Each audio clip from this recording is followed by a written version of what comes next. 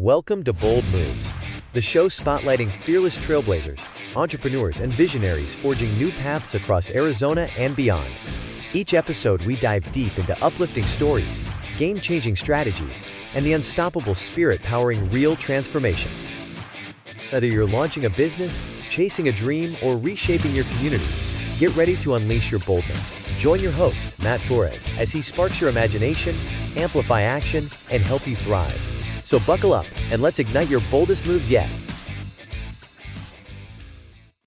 Alrighty, this is Matt with the Bold News Podcast, and I've got a really cool guest. I've got Quincy Milam, and okay, so I'm going to break that down for the audience so they all know. But yes, we met in BNI, but also we're both have a military background, and we were both in the same organization, which I think is kind of cool. And so we immediately kind of connected there. But so Quincy, I just want to give you a second. You want to introduce yourself, let the audience know who you are and what you're all about. What's going on, y'all? My name is Quincy Milam. I'm the owner of Cuties Lemonade and More.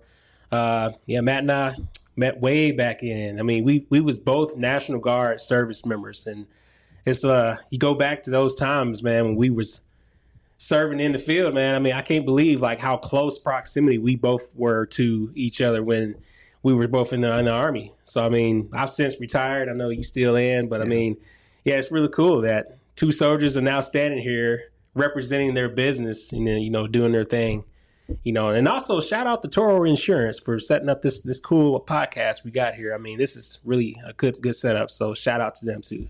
Yeah, no, I was really like excited that they were willing to do this and kind of get it set up. It was kind of like on the fly because I was using that other studio I was telling you about, but it was great, by the way. But the issue was like the equipment was like shared with a lot of people. Oh, yeah. Oh, man, can't have that. You need something personalized and just to yourself. Yeah. And the issue was like I was having like connection issues with the audio and it was getting screwed up. And I feel bad. The last podcast I did, like the audio totally got like wiped. Didn't even nothing. It didn't say anything, and I still have to call her and let her know that sorry, your episode is not going to air unless you want to do it again. Which that's kind of messed up. But yeah, no, it's cool because we both have the military background, which is kind of neat. And like you got out as was it major? As a major, yeah. That's cool. And so like I'm sitting at captain and I'm probably not going to make major because like I'm already on my medical board on the way out and I can't do any schools and all this other stuff. So it's kind of a sad thing. But it ain't nothing about being a major any better than being a captain. Dude, one of my best friends, I went to high school with him. We were both in the marching band, all that other stuff. Well, he's in the Guard, and we connected like when I was in ROTC, and he was like, "What? He's a warrant officer," and I'm like, "Dude, I should have done that. I should have done a warrant officer because they fly under the radar. Ain't Nobody needs anything from them. Nobody wants anything. Yeah. And when they come around, it's like they're important. It's being a warrant officer. I would say has got to be the best field you can probably get into. Because you alleviate yourself from accountability. You make everybody else accountable, and you're accountable, but you're not as accountable as like the actual grade officers. But man, if I could do it all over again, warrant officer, or I'd be like a sergeant major, because I think I'd be the greatest sergeant major. Dude, I was thinking about that too. I think I probably either would have gone and stayed enlisted and saw that through, or gone the warrant officer route. Yeah, just because my mindset and everything, I think it's more inclined for that type of work. I mean, what happened has happened, and I'm here where I'm at right now. But I mean, I kind of think about that. But I'm happy with my military career. I always just being able to just go back to it. I think I took the advantageous route, and I wanted to be like an officer so bad because when I was going through ROTC, I did everything I possibly could to like get the degree just so I can place myself to like a higher rank because I just wanted to get in front. I just wanted to lead. But I didn't understand all the other ways, and I wasn't patient enough to like suffer through it, enlisted. But I do miss it. Army was great to me. I can't hold anything back. I mean, I've lived my life through the Army. I have everything and owe all my success to the military. Yeah. No, I wouldn't change any of it either. Oh yeah. Where did you go to ROTC? In Austin, P. In Austin, okay. In Tennessee. All right. So because I was at ASU, and So when you went, how did you do on swimming on CWST? Oh man, you would think, it being me being black and I'm Juneteenth today, that I was just straight to the bottom. But I was actually an incredible swimmer. Like, people don't know that. I can swim pretty damn good. I think I did the whole, where you walk up and you got the weapon over your head. I mean, I did that in like record time. I did it on my back without even having to like stroke, because the bet that I had between the person was that I was going to go, and I said, listen how I'm going to do this. I'm going to drop into this water. I'm not going to use my arms at all. I'm going to put the weapon on my chest, and all you're going to see is me hitting the back of my head, and you're going to say, score, your go. And that's exactly how I did. I fell in backwards. I did my little Nemo flips, and all I did was continue on until I hit the back of the head, and everybody was like, that's incredible. Like, you didn't even have to swim it.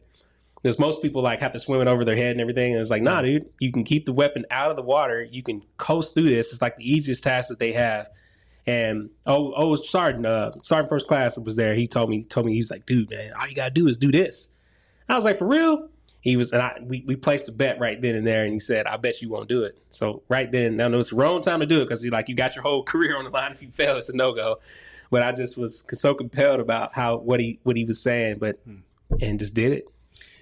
So just to kind of let the audience know, so CWST, that's combat water survival test. Yeah, combat water survival. And there's like 5 different events, right? Yeah. I'm trying to think through them, but I know one of them is like you got to kind of swim on your side. You got to tread water. And you got to hold your rifle up out of the water. Yep. One of them is treading water for like, I don't know, 5 minutes. I think it's like 5 minutes. And really you just got to stand. You just got to get somewhere within the water. I mean, it's kind of too, like, there's tricks you can use that you can swim in. If you're not a really strong swimmer, and a lot of folks that I was with, this is why I was in the group that I was in. I'm a strong swimmer, but the folks that I was with was not. Yeah. Most of them were black. And so the drill that we had, he was like, hey, look, if y'all need help swimming, just tie up your BDUs, because we had BDUs at the time. And we tied it up. And he said, if all you got to do is drop backwards into the water, and your uniform is designed this way that it would create a floaty. Your legs will float, your arms will float, and all you got to do is lay backwards. You're going to get a little bit of water in your nose, so you got to be prepared for that. But once you do, you can just float in the middle of this water and you'll be a go. Because all you got to do is make 5 minutes. Yeah. And a lot of people that would struggle, they would get tired after 2 or 3 minutes, because it was one guy, Cadet Granison. He was straight muscle, was built like a gladiator, 6-pack, everything. And he could not swim for anything. He can run a PT test, 300 PT test, everything. But when it came to swimming, he sinks like a rock. He's just muscle, straight muscle. And he had to use this technique in order to pass. And he made colonel. He's literally a lieutenant colonel right now to this day. But He was never going to become an officer if he didn't pass water survival that day. Wow. Yeah, I would put myself in the camp that was not a good swimmer. In fact, I couldn't swim when I first started. Oh, nice. Yeah. Well, okay. So the other test, it was jumping off of, like, I don't know how high it was. I think it was maybe was it 15? It was like 15 feet or something. Yeah, something like that. It was, you hit the water, you just. But so everyone knows, like, you have to, like, basically stand there. And you're blindfolded. Yep. You got to hold your rifle out in front of you, and then take a step off, like a leap of faith, and then just drop the way down. Yeah, and then come all the way back up, and then like float. You know what I mean? Yeah. And then there was another one, like, this was like pretty easy, but you jump in and then you take your flick off. Your load carrier, and then take all your best off. So my first exposure to that, I was an MS2. Nice. Right? And I got anxiety. Like, I didn't think I was going to have that. Like, I freaked out. Like, and I couldn't even get in the water. Like, and everyone was kind of like, okay. And we just kind of like pushed me off to the side over there. And they're like, there was already people like, yeah, he ain't going to make it. Like, he ain't. Right. They were like, pretty much like, if you can't do this, like, you're not going to commission. Right. And so what I did was I went out and I found a swim instructor. I went to the YMCA. I was like, I need a swim instructor. I need to learn how to do this. And I found a swim instructor. dude, this lady like researched the water survival test, because I was like straight up telling her I'm gonna like not commission if I don't get this. Right. And she put together a plan to like get me there. And I think it was for like a year and a half. I just would go and train, and I learned how to swim. Wow. And I remember I had this thing of like, okay, like, well, there's somebody there to watch me. If I'm gonna let you drown, they're gonna pull me up. And I would just jump, okay, and I would just do it, and I just kind of have like this faith that like, right. like I was gonna like not die. Right. But I remember like I standing off of the deep end, and this lady gave me this weight, like this. It was like a plate, nice. heavy plate. I don't know how heavy it was, like yeah. 30 pounds or 45 pounds. I don't know how yeah. it was, but she's like, okay, go in there and just jump and drop to the bottom. And I'm like, looking at this, are you crazy? Yeah. And like I did it, and then I was like coming back up, and it took time, you know, and practicing. But man, like if I hadn't had taken that time to like go learn how to do that on my own, I wouldn't have commissioned. Oh yeah. I barely passed the CWST. That was the real, I mean, honestly, this is how strenuous it was, because we train for this too, but some things you can just get and some things you can't. Yeah. Combat water survival was one of those make or breakers. Yeah. It was one of those either I'm completely afraid of it. I've been afraid of water my entire life. Me doing this task, even in this pool, practicing, just scares the shit out of me. Yeah. So when you do it and you say, my entire career is on this, the only reason why I'm going through this program is to commission as an officer. And yet this one little task, this one little thing that I just got, you know, I'm just scared to do, you know, maybe from the past, maybe didn't grow up around water or whatever. But whatever it is, it's going to stop you, literally stop you in your track. Once you hit a no-go on this, they kick you out. You out. And the crazy thing is that test, it's 1 day. 1 day. There's no like, okay, let's go hit the pool and train. Like none of that. In fact, nobody even says anything about CWST until it's like, okay, we got CWST next week. Today. Yeah. You know, it's like, you're like, we're heading to the pool today. And it's like, and that's the day. Yep. You either make or break it. Yeah. And that's crazy. So yeah, it wasn't until my MS4 year that I finally passed it. I didn't pass it my MS2 year because I didn't take it. Didn't? You know? And that's when everyone normally passes. Yeah, it. I kept training, kept going.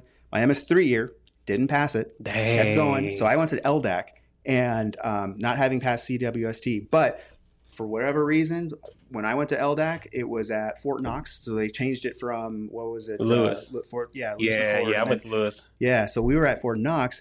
And it was the first year there, so they didn't have like the water stuff set up yet. So I didn't do the zip line and drop in the water. So I lucked out there.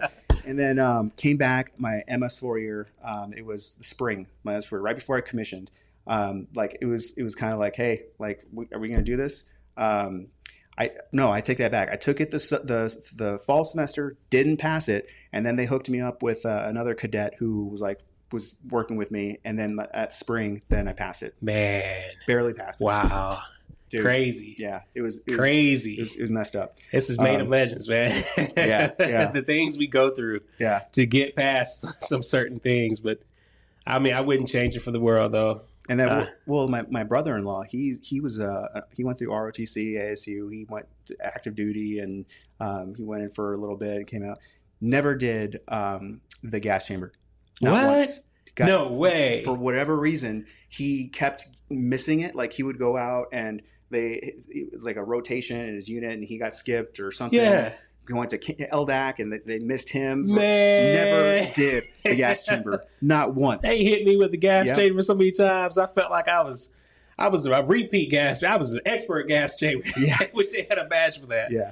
That's all I ever did was gas chamber. Yeah. But anyway, I just wanted to kind of let everyone know. So you have a lemonade business. Yep. And it's what is the business called? Called Cuties Lemonade and More. Lemonade. So tell us a little bit about that. Like, how did you go from like, you know, being in the military, starting in the lemonade business? And this also kind of leads us to our show, which is the Bold Moves podcast. And we talk about people making these bold moves, the good, the bad, the ugly, the failures, the successes, and we just kind of talk about it. But, you know, what's the bold move story for you going into that lemonade business? Man, Cuties kind of started kind of a dream. I'm not going to lie. Like, my wife's father does this in Alabama, except the thing he does is kettle corn.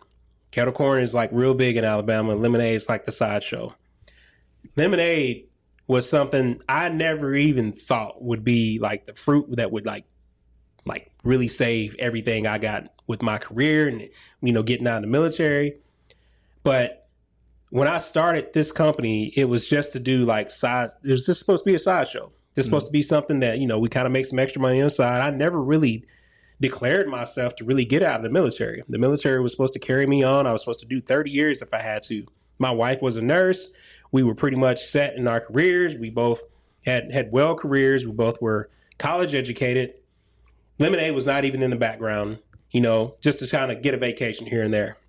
And that's when my dad, my wife's dad, convinced us to, hey, you should, start a food truck and do something like this. First, it was kettle corn, but I was like, man, being outside in the hot heat, 115 degrees, Arizona, me stirring a pot with kettle corn, boiling. I was like, nah, man, I ain't no way I'm going to be able to do that. So I was like, what if you don't put the kettle corn cooker in here and you just did the lemonade?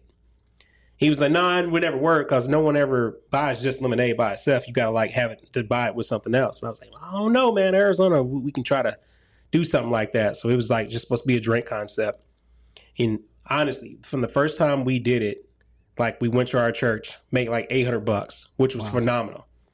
Our paychecks in the military, they're pretty good. $2,500. It's kind of like the going pair. But my first event, 4 hours at my church, it was a trick or treat event that they had, like a trunk or treat. And we made everybody supported us. We didn't even have a wrap. We didn't have anything on the truck, on the trailer. And we came out making that much money. And the line and just a feedback of everybody saying how good it was. Oh, I never had a lemonade like this. And we was like, wow, our process is really simple because the real thing about lemonade is the standard is so low comparative to all the companies out there. If you think of Minute Maid is no harm to Minute Maid. Shout out to them, but at the same time, it's no juice. It's no real juice. It's no real effort. It's no real fruit. It's no real anything. Mm-hmm. The basic recipe, I'm going to give it to you straight. Lemon, sugar, and water.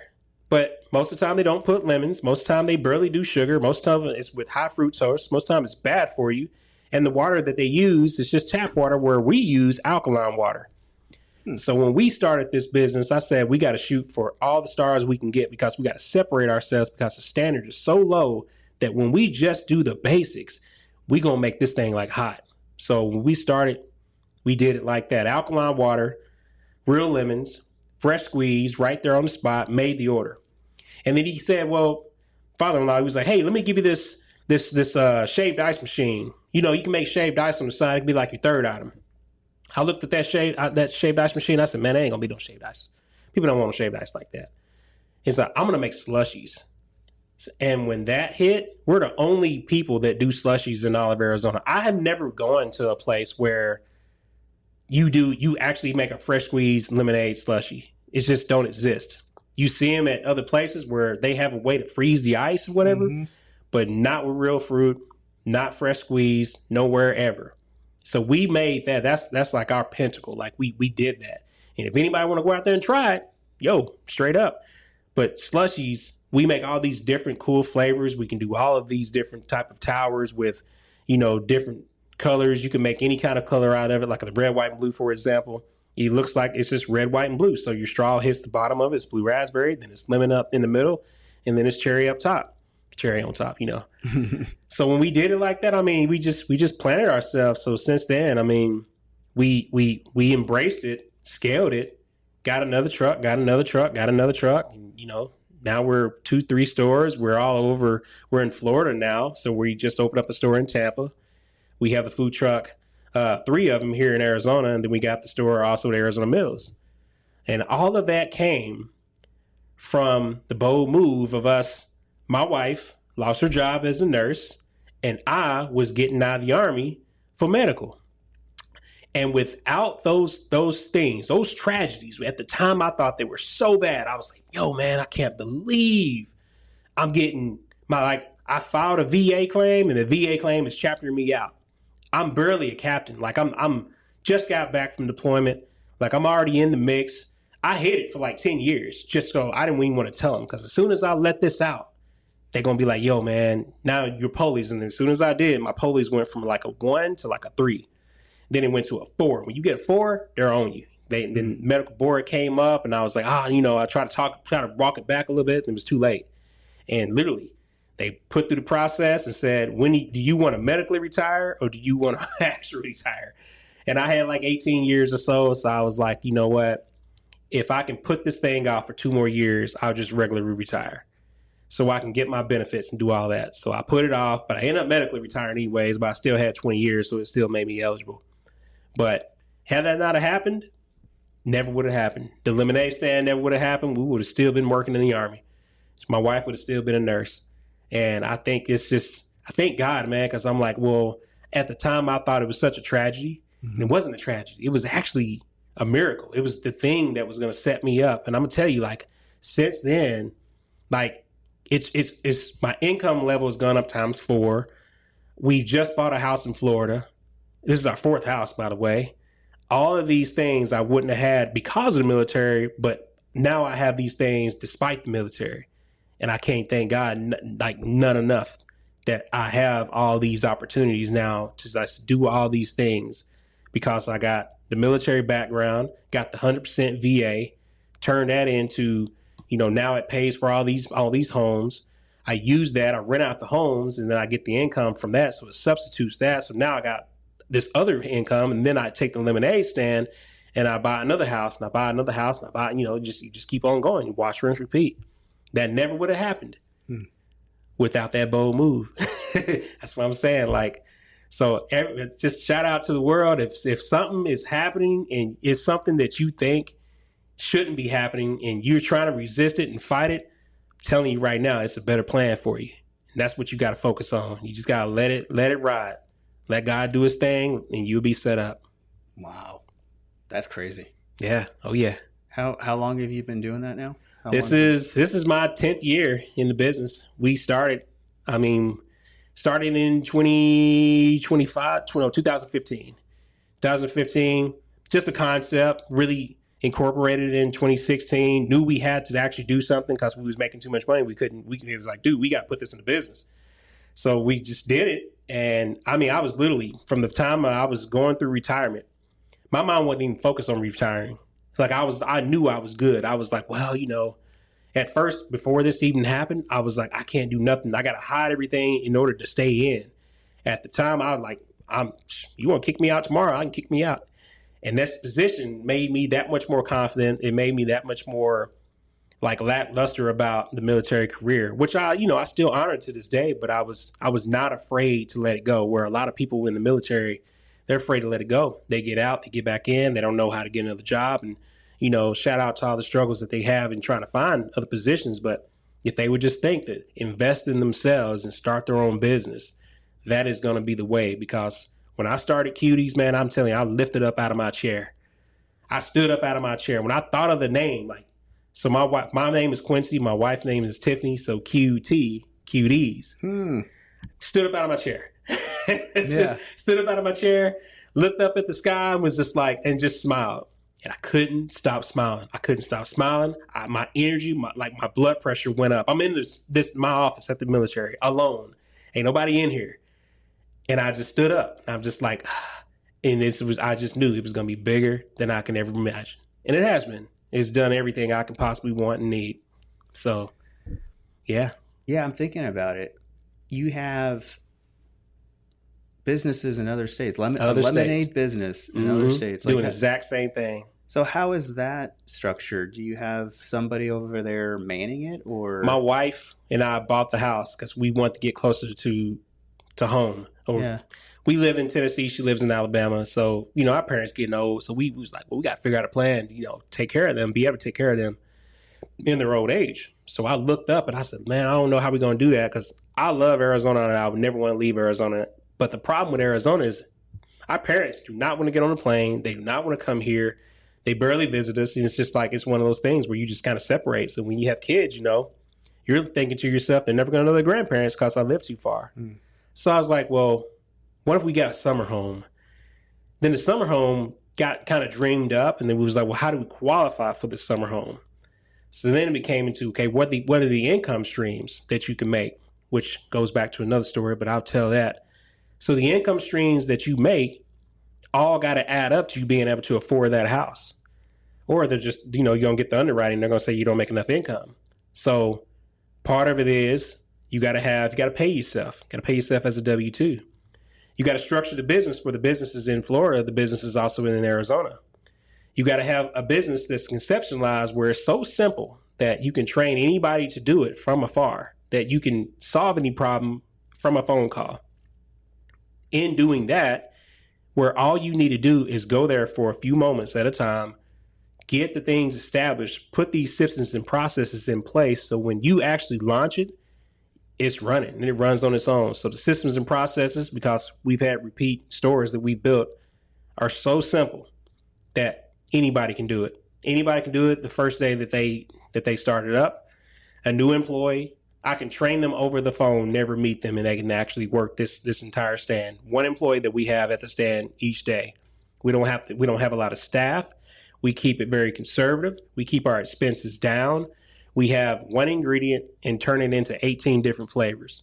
That one ingredient, and then when you add slushies on top of it, now you got 18 more flavors. I mean, you can do this thing so many different ways and shapes and forms, and all you do is invite the customer based on how it looks.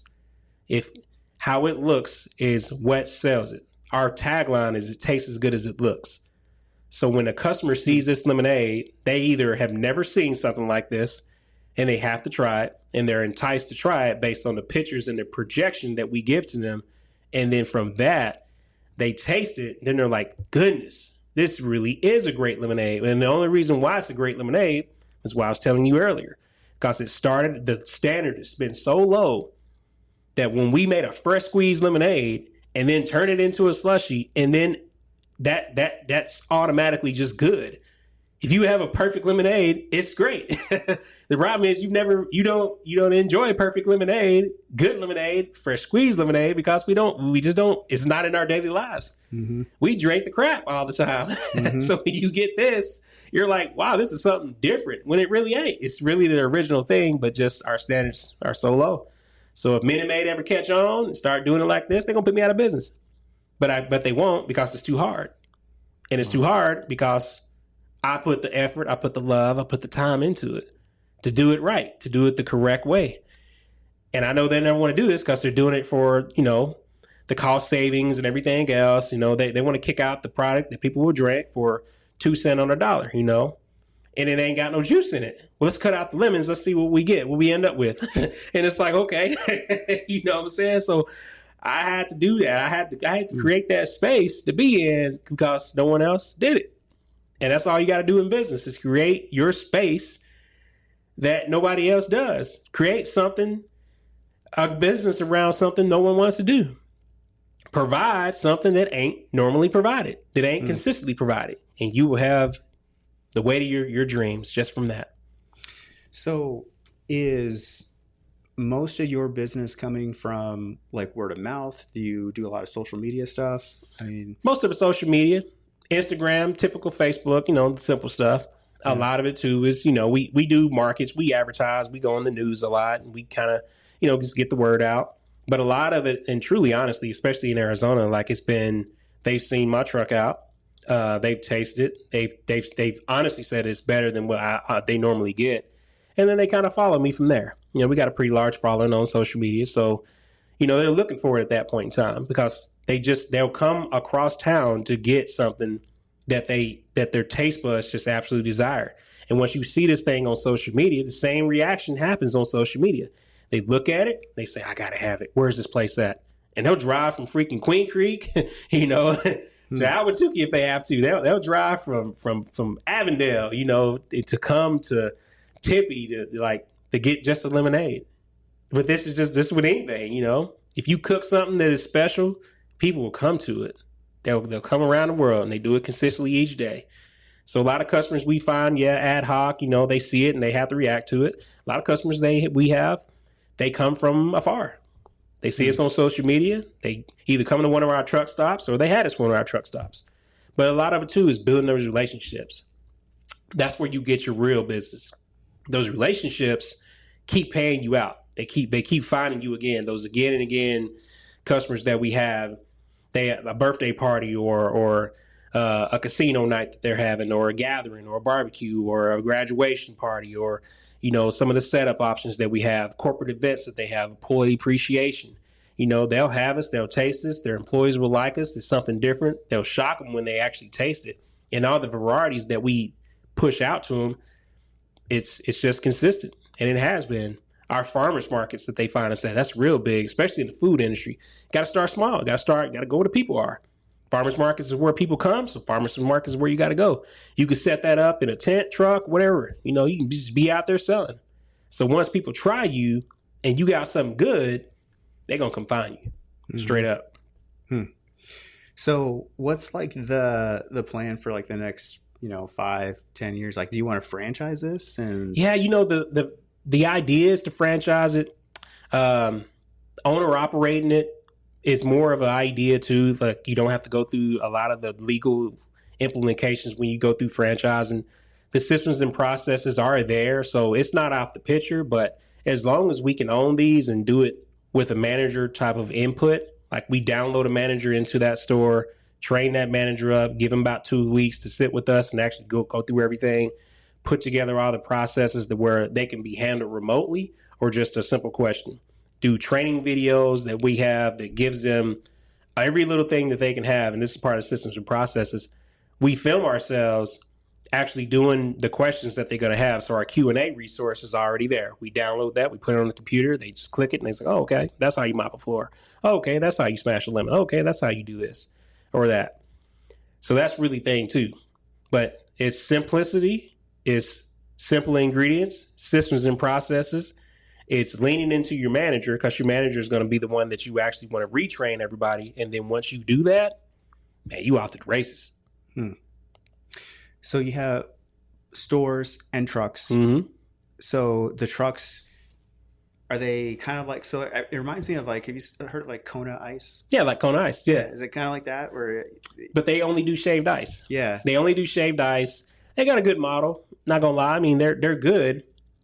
We have that plus lemonade, plus slushies. Nice. It's the system, like Kona Ice, they kind of specialize. They give you the ice that lets you fill up your flavor or whatever. They already have the flavors already outside the truck. You just, if you want grape and strawberry, you just go out there and get it. We have more of a menu kind of thing where it's kind of like Starbucks. You see what you want to get.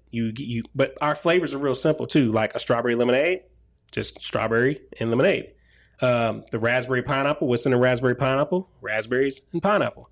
What's in a cherry mint? Cherries and mint. So when we train our staff, we go with the same impulse. I point to the sign. I say, what do you see right here? I see a lemonade. Okay, what kind of lemonade is it?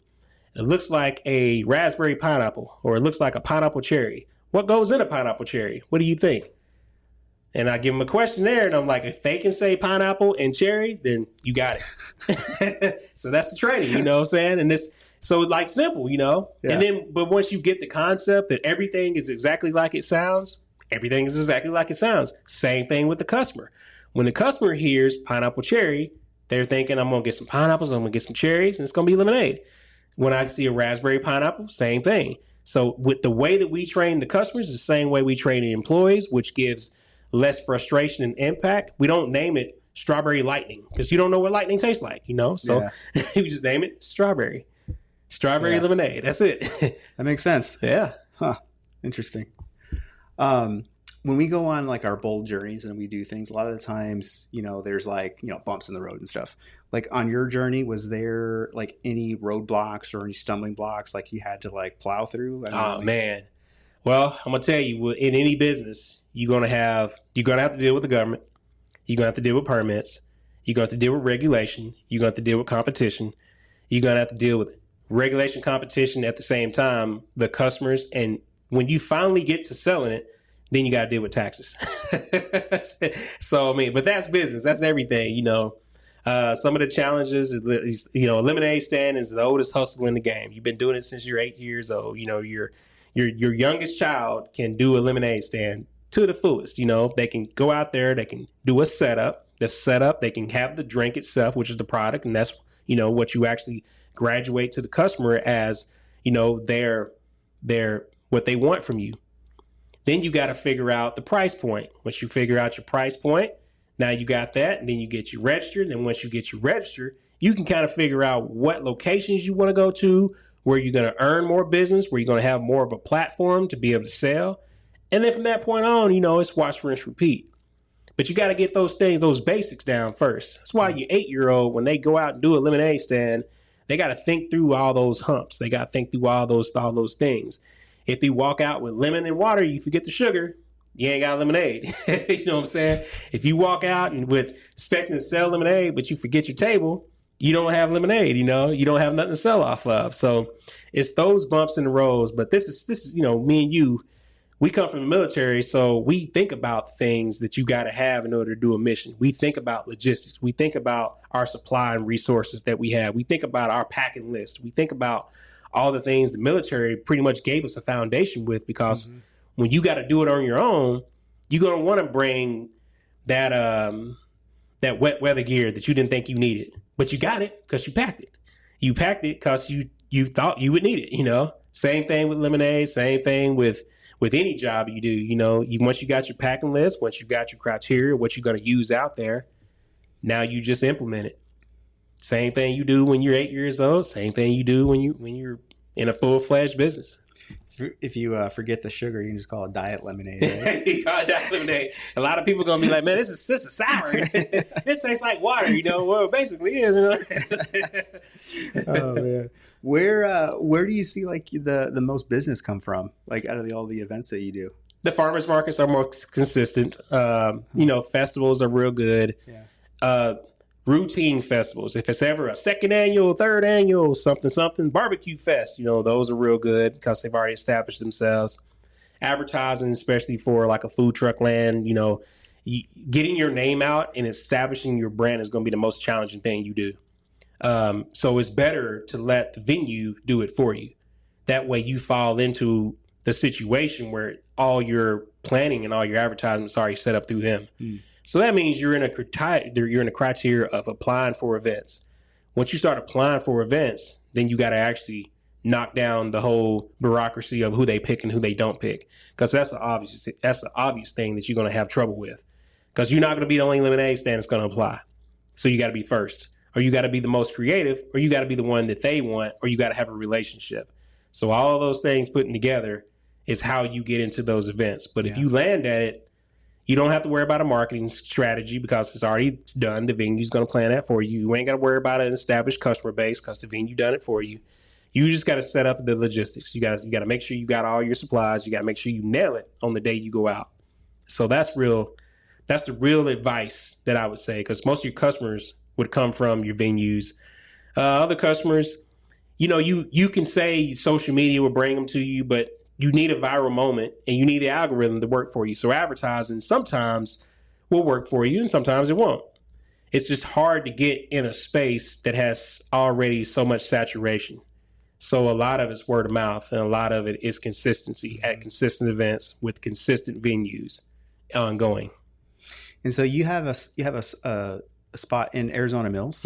Is it like where's it at in Arizona Mills? It's right in the food court, right in the middle of the food court where the information booth is. You see the IMAX to the right, you see the carousel to the left, you see the AMC in the background, the Harkins over where I forget what it's called, but we're right there in the middle. So we're basically the only island business that's sitting out there. So what kind of business do you get from there? Like, it's pretty good. Yeah.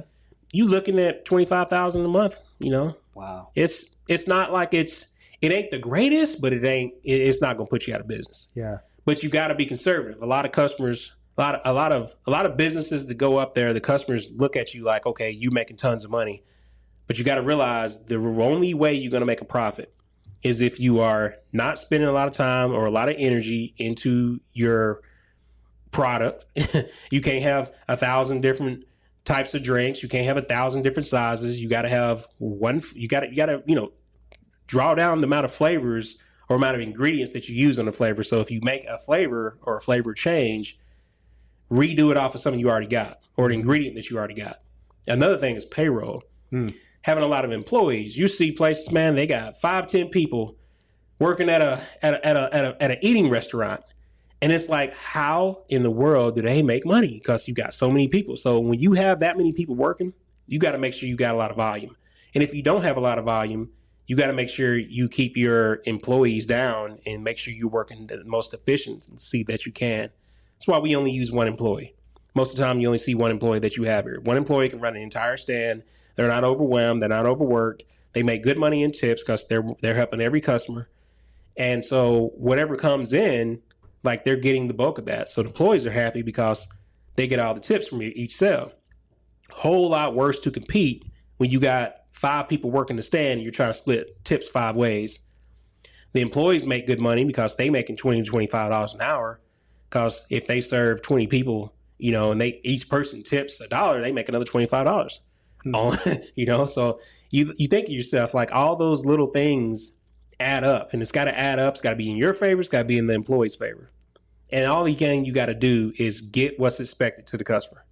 Yeah. If they walk up wanting the lemonade and they want a fresh squeeze lemonade and they want it to taste like strawberry, don't give them blue raspberry. Give them what they expect, and the rest will be good. That makes sense. So when we go through all of our, you know, the bold moves, there's usually like hard times that hit us. So what did those experiences teach you about like the process and I guess about yourself too? Man, our hardest time, I'll tell you, taxes in the range of TPT. So I didn't know when I started the business that Arizona passed a law that each business will create a sales tax on the sale of each product that they sell. And I didn't know this. No one told me this. And you didn't have any, I'm sure it was out there, but it just wasn't at a place where I was just, where it was just automatic. When for you to start a business, they wouldn't wagging your finger saying, make sure you pay TPT, make sure you register and do all this stuff with it. So I was charging $8 on a drink, each one. Every single drink I sold $8 flat. That's what they paid. They didn't pay no tax. They didn't pay no nothing. It turns out that the state wants you to tax every single product. The state will have you tax every single product. This went on for 5 years. 5 years. When I was said and done, I owed the state $140,000. What? On taxes for every single drink that I sold since 2016 to 2021. Hit me like a freight train, man. I was like, what? And after all this, like I tried to go back and forth with TPT and say, hey, I know I got to pay something. Like, is it a monthly thing? Turns out you got to be on monthly. I was on yearly. No one told me that you couldn't do that or shouldn't do that. I just registered.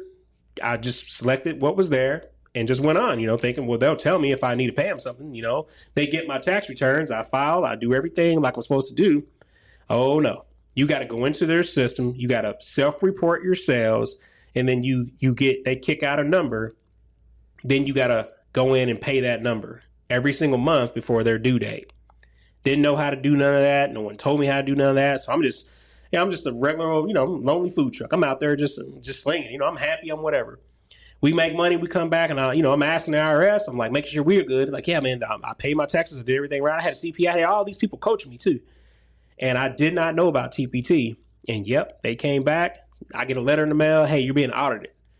They audited me when I opened up my store at Superstition Springs. Like when I'm growing, and we had 3 stores going. I'm like, so the one in Mesa, there was like, so Mesa, the cities can audit you as a city.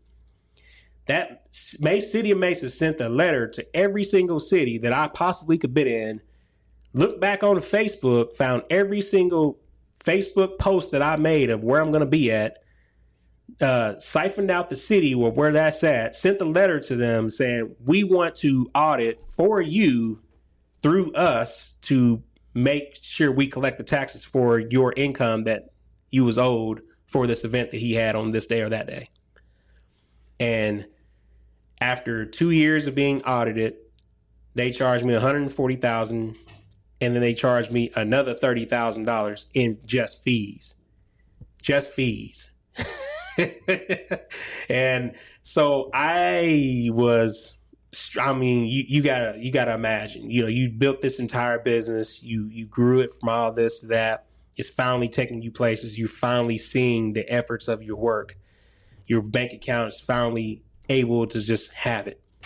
And you got this money in your bank account, and then you get this letter, and just like that, it's gone. TPT, what is that? It's what is it called? Thrift privilege tax. Something TPT, transaction privilege tax, I think is what it's called. So, and this is something that the state does? State does it. State does it by city. So you were working with a CPA. Mm-hmm. Oh, yeah. Are you still working with that same CPA? No. I mean, do most CPAs know, or is this CPA just like not with it? You would think, but the criteria and the scope of work, well, people don't know this, that the CPA don't have to do your state taxes. They have to do your state taxes, but they don't have to tell you about your state. That part of the state tax was a different thing that they had to like do. They didn't even offer that service. And I mean, I went in extensive conversations about, are we doing everything right? Now, they file the IRS things, all that stuff on time. Everything's good on that. File my state tax on time. When it comes to income tax statement, income tax time, filed on time. But the monthly stuff, the day-to-day, the charting, like taking an Excel spreadsheet, taking every single event you go to, deciphering it by location, that's the key, and then getting the correct tax rate plugged into your POS, and then charging the sale according to that. I know for a fact, every single food truck, there's no possible way that they can be doing this. There's no possible way they can be looking at their POS screen and saying, I need a 2.75 Glendale tax rate along with a 99-cent processing fee. Combine those two together to give you the correct amount of tax. Oh, and then I need to switch when I'm in Mesa, because when I just left Glendale, I need to switch it to Mesa, which costs you $30 a month if you get a location as that. So every location that you get just to put this tax rate in there, you got to do a whole nother one. Now, if you're invoicing, Intuit knows it. Intuit's the greatest thing I can ever get into it. Get QuickBooks, because that's great. If you invoice through QuickBooks, it calculates your taxes. It knows to do it. But if you have a regular old POS, I don't care if you got Clover, Square, whatever it is, you got to plug in those tax rates. You got to know what they are. Then you got to plug them in, and then you got to change them when you go to a certain city. Or you got to do an over-encompassing, charge too much tax, pay too much to TPT, so you ain't got to switch locations every single time whenever you move around like you do as a food truck. Oh, interesting. So that's why some places charge a little bit more in tax. Like a little more in tax. I was like, yeah. You can look up the tax rate, and they may be charging 8.7% on tax, but the tax rate may only be 8.6. Well, the reason why they're charging 8.7 is because they ain't got the technology, and Square don't offer it as like a leisure to be able to switch tax rates up and down. Like you can't just plug it in without creating a new location, without creating a subscription to the new location just to do that. So how did you figure this out that you had to pay this? Like you just got hit with a bill? No, I got audited. The audit? We sat down across the table and looked each other in the eye, and he was like, I'm counting up 140,000. As a matter of fact, I went through your entire Facebook post as of 4 years ago, looked at every single place where you were at, built a database spreadsheet to that, and then that's what I'm estimating you should be owning. And I'm like, wait a minute, 2020, man, we got half our events canceled. You counting events I didn't even go to. Yeah, but that's not important. I'm like, that's not important. Which, man, it's very important. But his estimate was his estimate. It's you against the auditor. You can get a lawyer, you can get whatever, but that burden they can put on you no matter what. So you don't have the opportunity to decipher all this. So I'm telling every single food truck, every single business that sells something, you sell something tangible, if you don't do something outside of service, meaning is nothing that they actually got from this. If they get a blade of grass and you mow yards and you sold them something, you added fertilizer to it, then technically you sold them fertilizer in the lawn care. So you owe them TPT. Service don't count. It counts, but it don't really count. You ain't got to report it like you do with sales tax, because sales tax, the square to your merchant account will report it. So therefore you have to pay it. So you get hooked by, because it reports it. So therefore you can't like hide it. You can take cash, I guess, but how long are you going to be able to do that? You're not going to be able to take cash every single time. But the point of this is you gotta understand TPT to the T. Don't be like me. So did you get like an advisor or a coach or like a mentor or something? Kind of. I had an auditor, and the auditor, emailed me day to day, and he was looking. He created his spreadsheets. They asked for all your sales for the last 5 years, all your tax returns for the last 5 years, all your personal and bank and business bank accounts for the last 5 years. So they go through everything on every place that you can possibly get income to see if you're trying to hide it. Once you get audited, it's already over. The point is to not get audited, because once you get audited, they're looking for all these sales and they're averaging those sales, and they're just going to send an estimate anyways. So the whole point of growing is to make more money. Well, that resulted in growing, but getting on the radar. Once you get on the radar, now they start looking at you. Now you start saying, how did you get on the radar? Was it all the social media? So the social media too, but I opened a store at Superstition Springs, which was in their jurisdiction. Still carrying on the practices of not knowing, I failed to pay TPT on the store. After investigating, they were like, hey man, you got food trucks too? You got food trucks that came to Mesa? You got food trucks that went to Peoria? You got food trucks that went to Glendale? Oh, you got another store in Tempe? Oh, you got another store in Chandler? I wonder if you're not doing it for them too. So that whole investigation locked in, and once they honed in on me, it was it. It was over. Wow. It was over. Cost me $170 cash. Wow. Yep. So like, if someone's in this situation and they're maybe thinking like, oh, I'm not doing that, like, where do they go? Like, who do they talk to? They can either bankrupt the business. Maybe it will be forgiven. Maybe not. I don't know. I'm not CPA. I don't know the legal implications to that. But maybe they can bankrupt the business. Maybe they can be forgiven. All I know is every single day that you don't pay this, you get interest on it. So this was the reason why it was so high.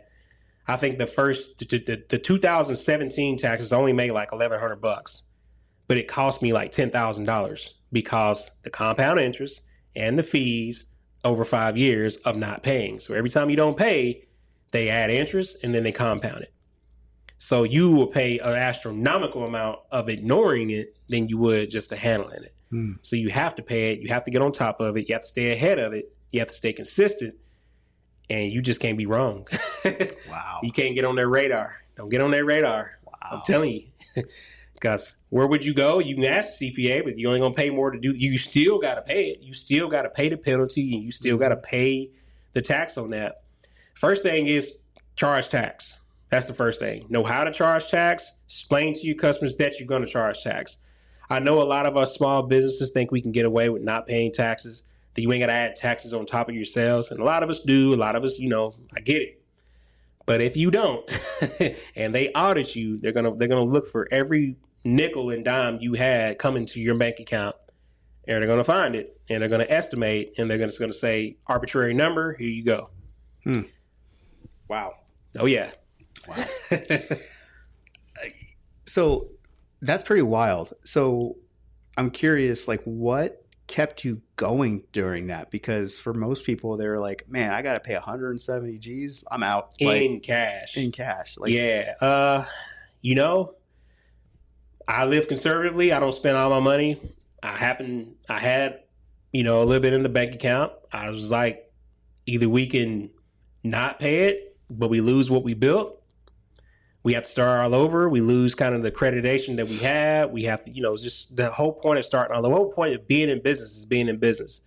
So, I just was writing $38,000 checks. Just started writing them every week until you look at this, and send me another bill. Look at this, and send me another bill. And I was just like, this is never going to end. So, I called a meeting, discussed with him. He's like, and we broke it down. And wasn't no payment plans, no such thing. Payment plans come with penalty and interest. So you have to have it. Because I live conservatively, because, I don't just blow on everything. Now, I had plans. I was like, I get to get a jet ski. I get to go out. I get to do all these things. I always wanted to get to buy my mama a house and all this. But I was like, nope. Took it. Wrote a check. Oh, that's like a gut punch, man. Gut punch. I ever seen. Oh, man. If you could sit down with a past version of yourself what kind of advice would you give yourself? I'd first tell myself about TPT. That's number one. Because if I did that, I'd earned the money. I would have charged every customer, and I would have had another 170 in addition. I would have paid it, but then it's kept all the money that I actually made off the lemonade. Mm-hmm. That's number one. In business, I've done that. Number two, I probably would have fought a little harder to stay in the military, because when you double dip, you'll be able to like strenuize certain things, because you have a set and steady income from your job. W-2 income qualifies you for homes, which gets into the point I was talking about earlier. What I would have told myself, even before I got out of the military, every time I PCS'd, I'd have bought a home. I'd have bought a home, and when I buy that home, a PCS order enables you to use your VA loan again to buy another home. Now, they also, as long as you got the credit and the income to be able to afford these homes, you can do it over and over and over again. The VA will let you do that. Now, it's a necessity that they allow you to do this, because when you PCS, the government's they're sending you somewhere else. Mm-hmm. That's an actual government move. So I would buy a house at every single duty station that I'm at. I do this for my entire career. When I walk out the military, not only do I have $1 million portfolio in assets, not only would I have people renting these houses throughout the whole time, so now I got a cash flow on top of my $1 million assets, but I also have the ability to take those assets and bind money against it. I can actually invest money in right against it. All of these houses would age, so they will build up equity. The equity that you have will then allow you to take out loans to do bigger and better and more aggressive endeavors. Mm-hmm. This portfolio would come naturally. It would come with time. It would come with effort or very little effort. You pay a property management person and you just let it ride. Mm. So take your 20-year take Private Milam at the time, back in 2000, and say, hey, when you get stationed to Fort Benning, Georgia, buy you a house there. Use the income you got based on what you get. So it's going to be a small house. Get it, rent it out. Wait till you get stationed to Fort Lee, because that's coming. Go to Fort Lee, Virginia, buy a house there. When you going to Fort Stewart, go to Fort Stewart, buy a house there. Oh, they can send you to Fort Campbell? Go to Clarksville, Tennessee, and buy a house. Oh, they're sending you to California? Oh, California. Buy a house in California. Buy a house in New York. Fort Drum. They send you to Fort Lewis. Buy a house there. When they send you to Florida, buy a house there. When I look up, it's going to be 20 years. Now you got your 20-year retirement, $1 million portfolio. You have all this money in cash flow coming to you. You have the ability to invest in all this. Mind you, you can refinance on all this too. So when you need to pull cash out, refi on your homes, just pick one and do it. And when times get too tough that your renter has to pay these payments, mm-hmm. you sell it. Sell the asset, watch, rinse, repeat. You will never have to work again. You will have $1 million portfolio. You'd be able to invest. You'd be able to build other businesses, make other businesses, do other things. And then if you are misfortunate enough to go to war, you get your VA. Now you got that additional income. Now you got VA money coming in. You got a 20-year retirement. You get paid. Yeah, now you got Social Security. You get paid 3 times just off of the military. It's insane how much financial recourse and ability you could build yourself up just by being in the military. Mm-hmm. Getting that steady paycheck. They know it's coming. 1st and 15th. Boom. It hits every time. Use that money. Go get you a loan. Go get you a house loan. Use that VA loan. 0 down. 100% financed. You pretty much living. Yeah. You pretty much living. Show that you got rental income, so that takes out what you would have, or use your regular income. So now that absolves it. It zeroes it out. Use that money again to go get another one.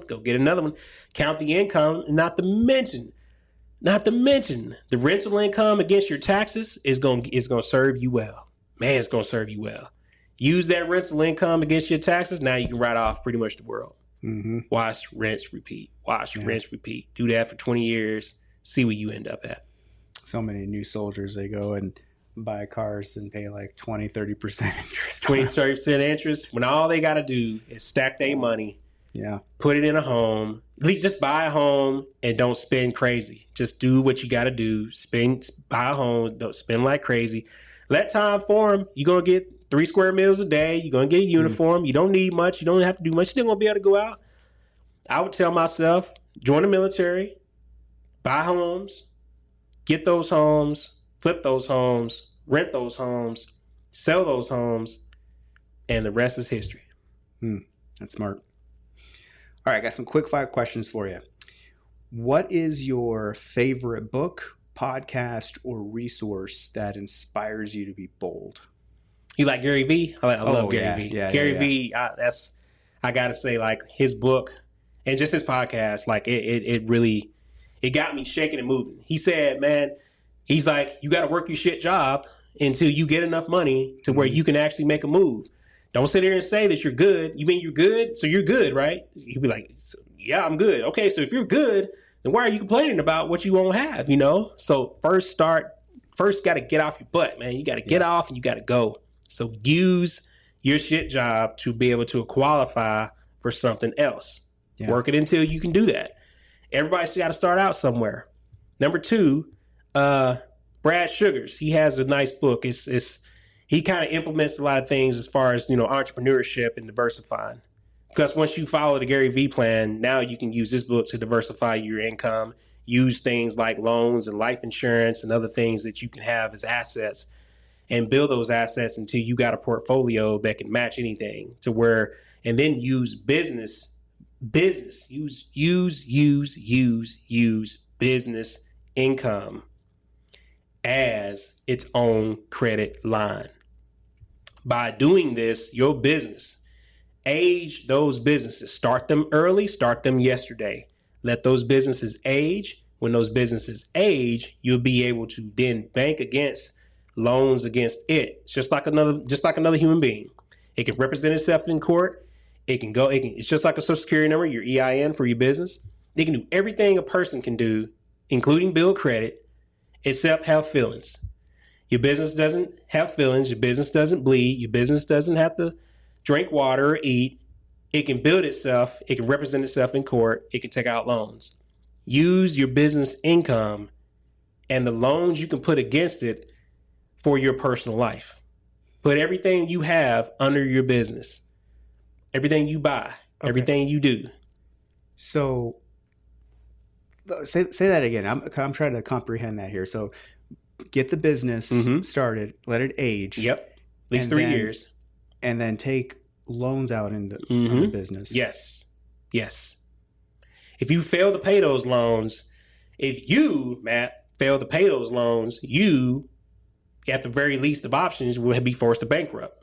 And that hurts you for 7 years, plus you got to report that every single time. But your business, if it bankrupts, what do? You just start another business. Now, make sure there's not a personal guarantee on those loans. But basically, once you get enough credit, they don't ask you personal guarantees. The business has its own credit, has its own credit line. Sometimes shorter, sometimes larger. But when you get enough income, you file your taxes. Your taxes show you make income on this business. You show that to the bank. The bank evaluates you and it the same. Sometimes they'll ask you to co-sign against it, but still, it's still business income and business debt. That business debt will then, it can be used for anything because it's just a debit card in the business's name.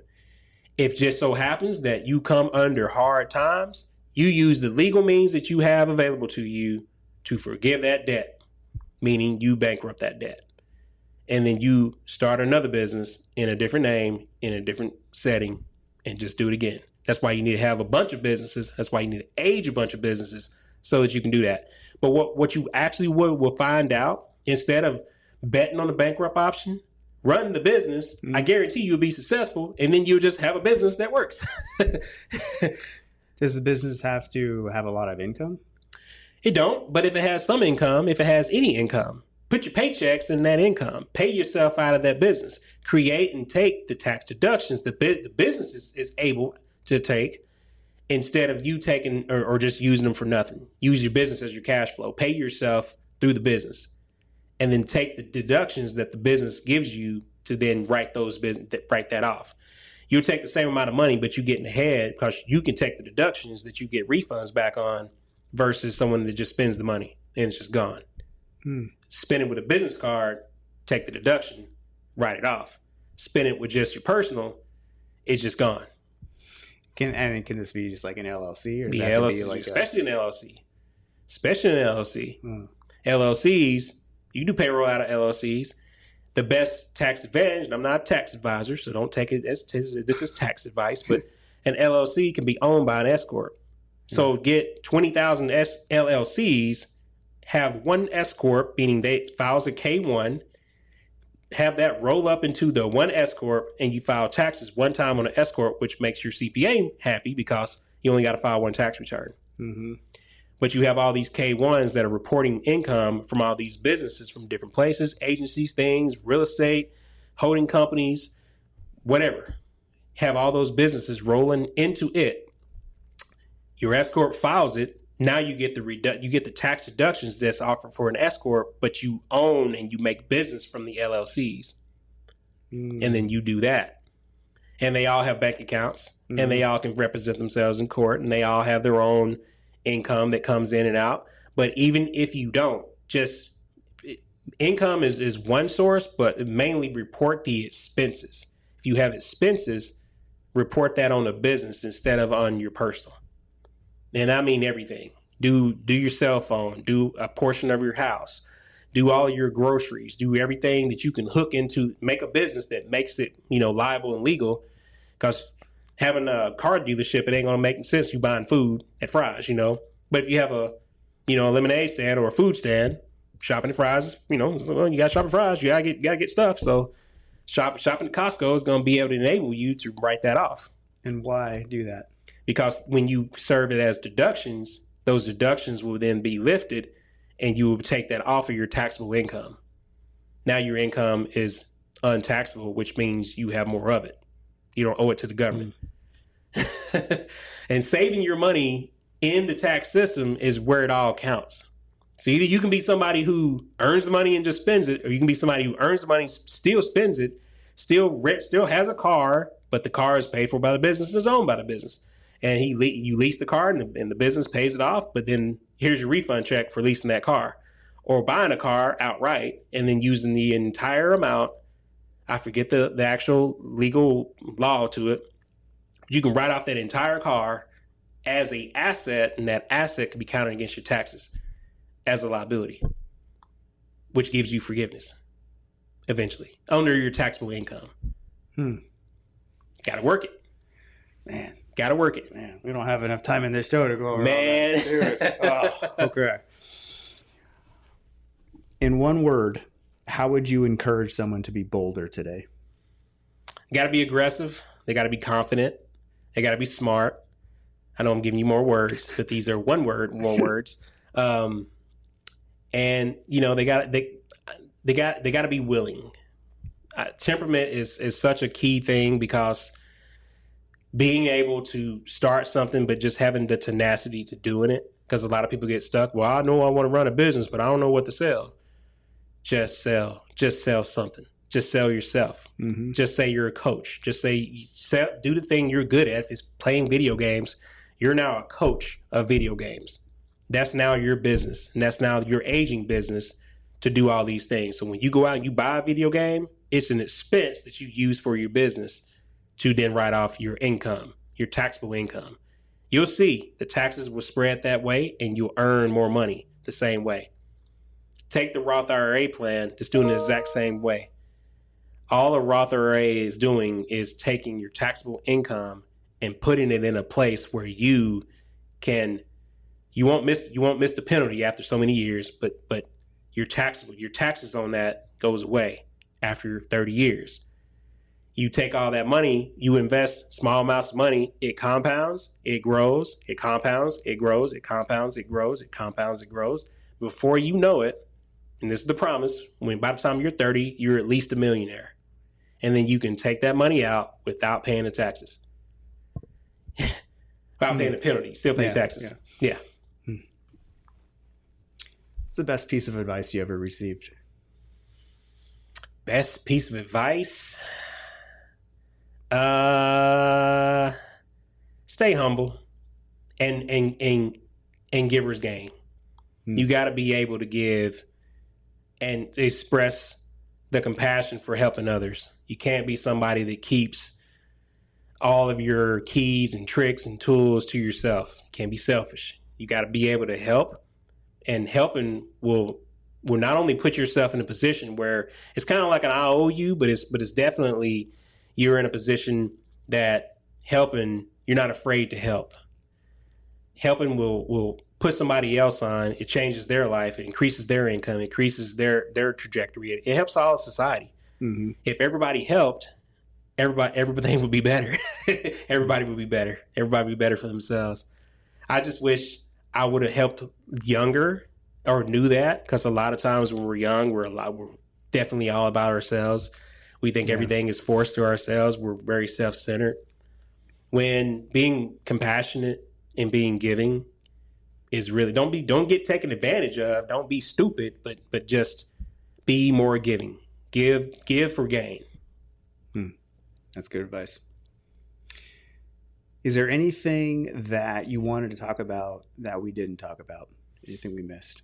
Nah, just shout out to, if you're ever in Arizona Mills, stop by there, get a fresh squeezed lemonade. It's one of the best you ever taste. Try out the cherry mint. You don't make a cherry mint anywhere else in the state. We're the only place that sells it. Shout out to all the food truckers that are out there, small businesses that are trying to do everything they can to just put food on the table. Shout out to the CPAs supporting those. We need more CPAs. If you're a CPA or somebody who wants to get into banking and bank with businesses, shout out to Torres Insurance. I mean, they're a really good company. I would really honestly invest and move your assets, move your business, get your life insurance plans, get with Toro, because they'll definitely set you up. Just cover all the ends and make sure you play this game smart, because the smart will win and the dumb will not. Toro Insurance, not Torres Insurance. Yeah. That's what I said. Yeah, no. You're going to be like, hey, I'm Torres. How about getting some of these fees? Just let it clarify that. It's not mine. Yeah, man, very cool. No, this has been awesome. I know we've been trying to get you on the show for a while now. I mean, the schedules just didn't line up. You busy man, dude. You like going all over the place. You got B&I stuff you're going all over the place for. Oh yeah. So I'm like really happy we were able to kind of like lock this in, and you share your story and stuff. I appreciate you having me. Yeah, man. It's a good deal. Your setup is awesome. This is definitely good. Let's get some more voices on here. I know I'm not the first, but I'm definitely not going to be the last. Nope. Awesome. All right, man. Well, that's been cool. And this is going to be a wrap for today's episode of the Boldness podcast. And until next time, we out. Thanks for tuning in to Bold Moves with Mat Torres, where we celebrate Arizona's fiercest innovators, risk takers, and dreamers. We hope this episode sparked fresh ideas and fueled your courage to take action. Remember, real change begins with that first brave step. Stay connected for behind-the-scenes insights, exclusive episodes, and community updates. Follow us on social media to share your journey. For more inspiration, resources, and connections, visit boldmovespodcastaz.com. Until next time, keep daring, keep dreaming, and keep making bold moves wherever you are.